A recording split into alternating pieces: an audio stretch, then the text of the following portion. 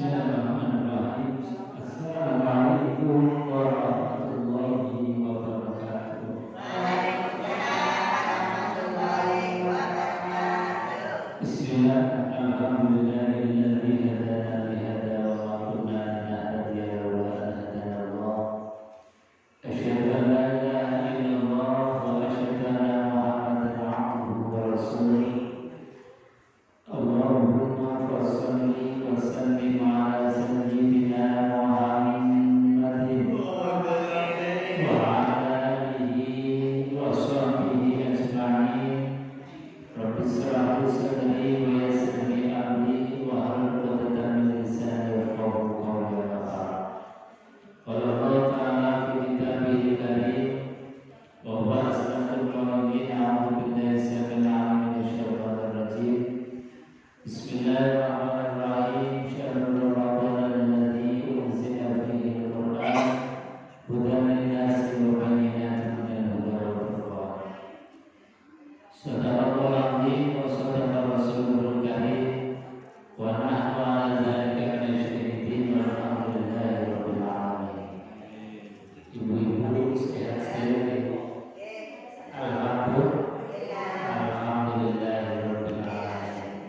Sing penting sehat, insyaallah ibadahnya khusyuk, ibadahnya kudu ikhlas mengharap ridho Allah Subhanahu wa taala. Amin. Ibu-ibu jamaah pengajian yang dimuliakan Allah Subhanahu wa taala. Insyaallah kalau kita mau menghadiri majelis-majelis ta'lim, majelis-majelis ilmu, majelis-majelis pengajian, kata Rasulullah sallallahu alaihi wasallam, man salaka yaltamisu fihi ilman sahalallahu lahu baitan fil jannah. Jadi kata Rasulullah sallallahu alaihi wasallam, barang siapa yang masih mau mencari ilmu, masih mau menuntut ilmu, belajar ngaji, sahalallahu lahu al-jannah. Jadi akan dimudahkan untuk jalan kepada surganya Allah. Sahalallahu thariqan ilal jannah. Jadi Allah akan memudahkan kita jalan menuju surganya Allah. Amin Allahumma amin. Mudah-mudahan yang hadir di majelis ini semuanya dimasukkan ke dalam surga. Amin ya rabbal alamin. Ibu-ibu jamaah pengajian yang dimuliakan Allah Subhanahu wa taala. Rasulullah sallallahu alaihi wasallam itu kalau melihat dua kelompok. Kelompok satu adalah kelompok zikir, kelompok ahli zikir. Satu kelompok pengajian yang membahas tentang hukum-hukumnya Allah Subhanahu wa taala. Nabi sallallahu alaihi wasallam itu memilih kelompok yang sedang belajar, yang sedang ngaji, yang sedang membahas hukum-hukumnya Allah Subhanahu wa taala. Artinya kalau ada majelis taklim, majelis ilmu, ini adalah kelompok atau majelis yang memang disukai dan dicintai oleh baginda Rasulullah SAW. Nah, apalagi kita tadi yang zikirnya dapat, yang ngajinya dapat. Insya Allah dua-duanya ini dicintai dan disukai oleh Allah Subhanahu wa taala. Maka sekarang mari kita ngaji bersama-sama untuk menambah ilmu kita di dalam beribadah. Saya akan membaca salah satu kitab yaitu Bulughul Maram. Kitab yang membahas hadis-hadis Rasulullah tentang hukum-hukumnya Allah Subhanahu wa taala. Ini bab tentang sifat babu sifat sholat, bab yang menjelaskan tentang sifat tata cara sholatnya baginda Rasulullah Sallallahu Alaihi Wasallam. Sebab Nabi bersabda, "Shallu kama ra'aitumuni usolli." Sholatlah kalian seperti kalian melihat aku sholat. Nah, kita kan sudah nggak bisa lihat Nabi karena beliau sudah ar-rafi'ul a'la, sudah diangkat oleh Allah Subhanahu wa taala. Lah bagaimana bisa melihat cara sholatnya Nabi? Nah, Nabi ketika sholat itu dilihat oleh para sahabat. Kemudian para sahabat diceritakan lagi dan dilihat lagi oleh kelompok berikutnya yang namanya tabi'in. Tabi'in ketika sholat juga dilihat oleh tabi'in, orang yang setelah tabi'in. Kemudian dilihat lagi oleh orang-orang setelahnya sampai kepada para ulama, sampai dengan guru-guru kita. Artinya apa? Kalau kita sholat mencontoh dari guru-guru kita, mencontoh daripada apa yang disampaikan oleh para ulama di dalam kitab, insya Allah cara sholat kita sama dengan baginda Rasulullah Sallallahu Alaihi Wasallam. Nah, kalau kurang-kurang mirip ya didandani sedikit-sedikit. Jadi kalau kurang-kurang tidak didandani. Sebab tidak ada orang yang persis banget sholatnya seperti Nabi. Wong karena sudah sangat jauh, 1442 tahun yang lalu kita berpisah dengan kanjeng Nabi. Sekarang kita masih bisa sholat saja sudah lumayan. Sebab jaraknya kita dengan Nabi sudah sangat jauh sekali. Kita bisa menjalankan sholat 5 waktu, menjaga sholat yang 5 waktu yang wajib. Kemudian ditambah dengan sholat-sholat yang sunnah. Sholat sunnah itu ada sholat rawatib. Rawatib itu adalah sholat sunnah yang mengiringi sholat fardu. Jadi ada sholat qobliyah, ada sholat ba'diyah. Qobliyah itu sebelum sholat wajib. Ba'diyah itu setelah sholat wajib. Nah, sholat yang sunnah sebelum sholat wajib itu apa aja? Zuhur itu ada qobliyahnya. Kata Nabi, qobliyahnya zuhur, sebelum zuhur kita sholat sunnah dulu. Boleh 2 rakaat, boleh 4 rakaat. Caranya gimana? Kalau yang 2 rakaat ya boleh 2 rakaat salam, 2 rakaat salam. Atau mau 4 rakaat sekaligus boleh. Ini untuk sebelum zuhur. Tapi biar enggak terlalu beda, ya sudah 2 rakaat salam, 2 rakaat salam. Jadi sebelum zuhur 4 rakaat. Ini sunnahnya yang utama 4 rakaat. Setelah zuhur juga 4 rakaat. Boleh 2 rakaat salam, 2 rakaat salam, 4 rakaat. Kemudian sebelum asar. Sebelum asar juga sholat sunnah 2 rakaat. Setelah asar enggak ada. Jadi setelah sholat asar enggak boleh sholat, malah hukumnya haram. Jadi sholat setelah sholat asar, sholat sunnah setelah sholat asar itu hukumnya haram. Kecuali di Masjidil Haram, ketika kita umroh atau haji boleh kapan saja. Atau sholat yang punya sebab, misalnya ada orang meninggal dunia kemudian habis sholat asar mau disolatkan, nah itu boleh. Namanya sholat yang punya sebab. Nah setelah itu kemudian sholat maghrib. Sholat maghrib sebelum sholat maghrib boleh, tetapi itu sholat sunnah biasa. Kata Nabi, faman sya'a, siapa yang mau, kalau mau yang mau.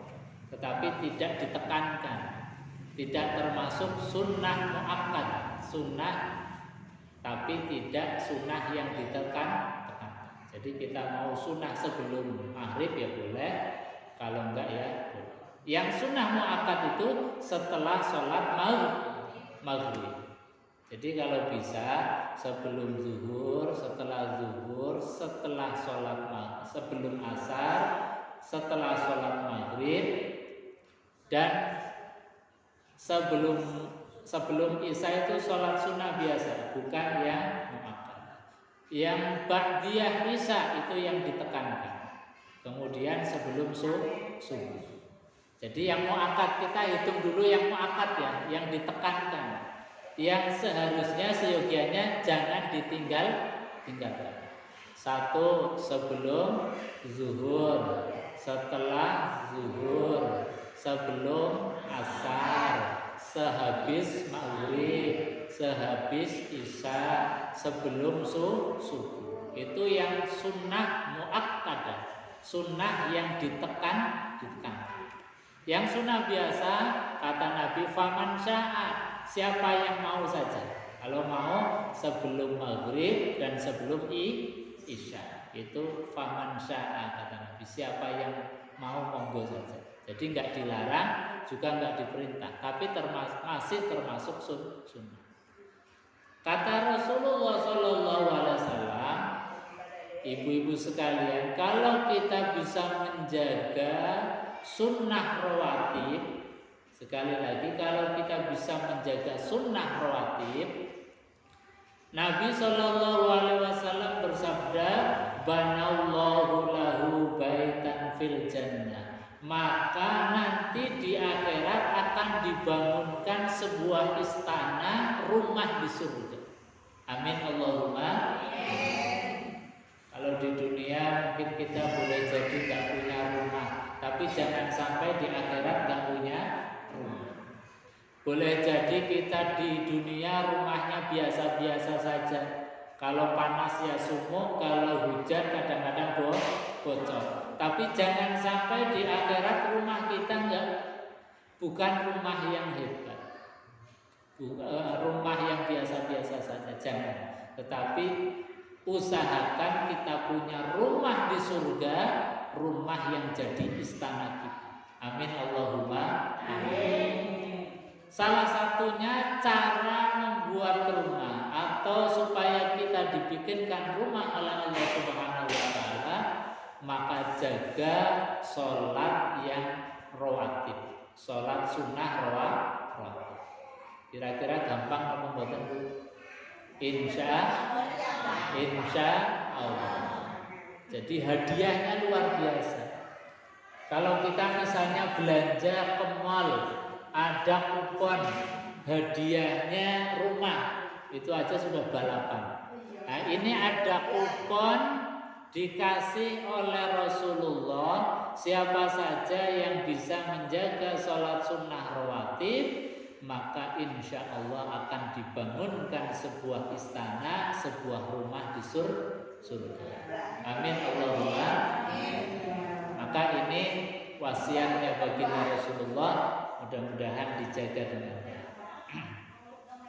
Kemudian sholat sunnah yang lain, ada tadi kita telah melaksanakan sholat duha. Sholat apa Bu? Sholat duha. Nah, sholat duha ini juga fadilah keutamaannya juga luar biasa. Insya Allah kalau kita itu rutin sholat duha, tidak akan pernah fakir untuk selama-lamanya. Amin Allahumma.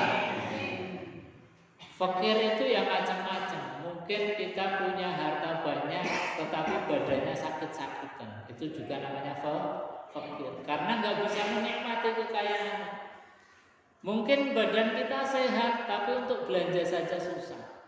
Tapi insya Allah kalau orang yang rutin ibadah, termasuk sholat duhanya, dimudahkan Allah, tidak akan pernah fakir untuk selama-lamanya. Dan yang paling penting itu tidak akan pernah fakir tentang keimanan dan keislamannya. Artinya apa? Orang yang sholat duha insya Allah diwafatkan dalam keadaan husnul khotimah. Jadi ini yang penting. Jadi kalau rutin sholat duha orang datang 2 rakaat, insya Allah dijaga imannya, dijaga Islamnya. Sebab gak ada yang menjamin kita sekarang Islam, kita sekarang iman, Nggak ada yang jamin kalau misalnya wafat dalam keadaan na'udzubillah su'ul khotimah. Karena tidak ada jaminan orang yang sekarang iman wafatnya menjadi husnul khotimah. Nggak ada jaminan. Maka di antara penjaganya adalah sholat duha supaya nggak fakir iman. Kemudian ada lagi sholat sunnah tahajud. Sholat sunnah yang disifati oleh Allah Subhanahu wa taala, wa minal laili fatahajjad bihi nafilatan lak asa ayyakuna rabbaka maqaman mahmuda. Jadi kata Allah di dalam Al-Qur'an, wa minal laili, dan di sebagian malam, kemudian kita sisihkan waktunya untuk qiyamul lail, untuk tahajud kepada Allah Subhanahu wa taala, maka janjinya Allah kita akan ditempatkan maqamam mahmuda, di tempat yang luhur, di tempat yang tinggi, yang mulia di hadapan Allah Subhanahu wa taala. Karena memang sholat malam ini bagi Rasulullah SAW itu wajib. Jadi bagi Nabi itu wajib, bagi umatnya itu sunnah. Kenapa bagi Nabi itu wajib? Karena Nabi diberikan oleh Allah fasilitas untuk memberikan syafaat kepada umatnya, memberikan pertolongan kepada umatnya. Jadi kalau ada umatnya nanti di akhirat yang kira-kira ada potensi untuk masuk neraka, nah ini kemudian dipanggil oleh Nabi SAW, kemudian ditolong.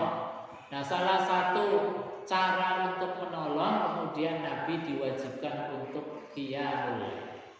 Maka insya Allah Bapak Ibu hadirin yang dimuliakan Allah, kalau kita membiasakan diri untuk qiyamul lail, ini juga para ulama kemudian memberikan keterangan, insya Allah kalau kita ini biasa qiyamul lail, kita juga akan sedikit bisa memberikan, ya walaupun bukan syafaat tetapi ya pertolongan kepada keluarga kita, kepada anak-anak kita. Minimal kalau kita biasa dengan tahajud, insya Allah anak-anak kita yang dilalah nurut. Itu bagian dari syafaat. Ini qiyamul lail atau tahajud. Makanya Nabi dan Allah Subhanahu wa taala memberikan motivasi terus kepada kita. Ayo kita malamnya jangan sampai 12, usahakan untuk minimal ya 2 rakaat untuk qiyamul lail, supaya apa? Kita ditempatkan nanti di akhirat di dalam maqamam mahmuda, tempat yang mulia. Ibu-ibu hadirin jamaah yang dimuliakan Allah, itu sholat sunnah. Nah, tentu sholat wajibnya juga jangan ditinggalkan. Ada sholat zuhur, ada sholat asar, ada sholat maghrib, sholat isya, dan sholat subuh. Ini harus kencang, tidak boleh ditinggalkan sama sekali. Meskipun dalam keadaan sakit, meskipun dalam keadaan berbaring, meskipun mungkin saat kita sakit dilalah pas gak ada anak, gak ada cucu, untuk ngasih kita wudhu, untuk menolong kita wudhu atau tayamum. Dalam keadaan seperti itu tetap harus sholat. Jadi tetap harus sholat. Ustaz, gimana caranya sholat? Sholat kan katanya diantara syaratnya itu harus suci. Syarat suci itu kalau dalam keadaan normal. Kalau dalam keadaan terpaksa, seperti tadi sakit, pas mau ambil wudhu nggak ada yang ngapa, pas mau wudhu nggak ada yang mewudukan, mau tayamum juga susah. Nah, maka sholat dalam keadaan apa adanya. Jadi badannya ada kotor juga nggak apa-apa, badannya atau pakaiannya masih ada yang kotor, najis juga tidak apa-apa. Itu namanya sholat dalam keadaan yang dapat rukhsah, keringanan dari Allah Subhanahu wa ta'ala. Syukur nanti diberikan kesembuhan oleh Allah Subhanahu wa ta'ala, kemudian sholat yang tadi syaratnya itu belum tercukupi, kemudian diqadha. Kalau sudah sembuh. Kalau sudah sembuh, diqadha. Jangan sampai ditinggalkan. Pokoknya sholat dalam keadaan apapun sebisanya dilakukan. Jadi kalau diparingi kesembuhan, kemudian kita qadha sholat yang tadi belum sempurna secara syaratnya. Karena diantara syaratnya adalah berwudu atau tayammum.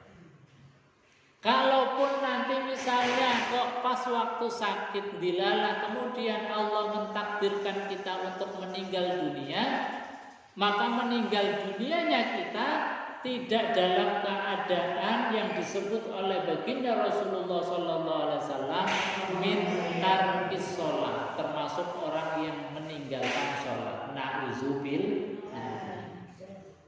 Jadi kalau kita meninggal dalam keadaan tadi sudah waktunya sholat zuhur, kok belum sholat, kemudian meninggal, khawatir dicatat sebagai orang yang meninggalkan sholat.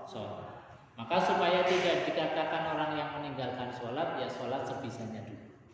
Sholat sebisanya.